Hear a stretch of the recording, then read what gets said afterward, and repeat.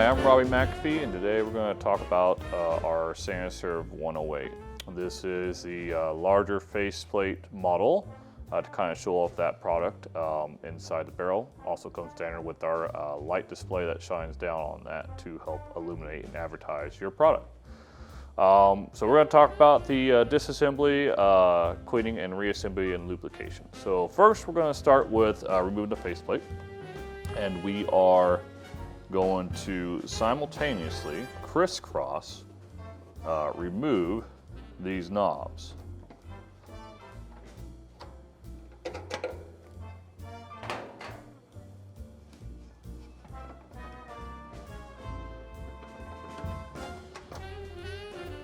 Just like that.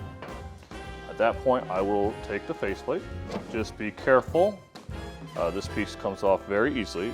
Can fall if you don't watch it. So at that point we will begin unscrewing our plunger on our faceplate.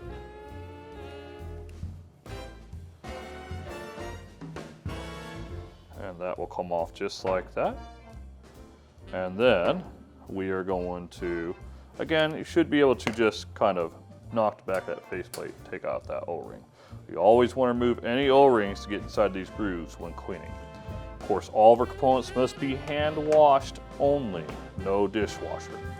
At that point, I will begin to remove this spigot nozzle knob, and then I will gently push on that, and it should just disengage like that. Keep in mind there is this spring, so you want to have your hand on the back side because it will push that out pretty quickly for you. And then at that point, we will remove these O-rings here. You want to grab a cloth just like this, and what you want to do is start one with the back, pinch these O-rings, and just remove them that way.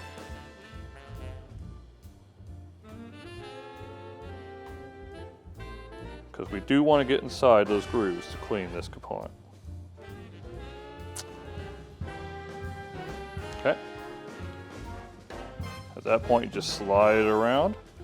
The first O-ring should be in deeper than the rear O-ring, so you should be able to slide the O-ring over it. And then we'll come back here with the front one. And again, we will pinch. It can be a little tricky with that lube in there, but it's usually not too bad. You might want to wipe some of that excess off. Just once you get it started, place it out like that, and just kind of work your way around. Just like that. Okay? Then we will come over here and we remove our dasher assembly. The blade should just come up like that and lift off. Again, the unit's designed where in operation these cannot come up, so you have to lift them up and just pull it off like that. They should come off relatively easily.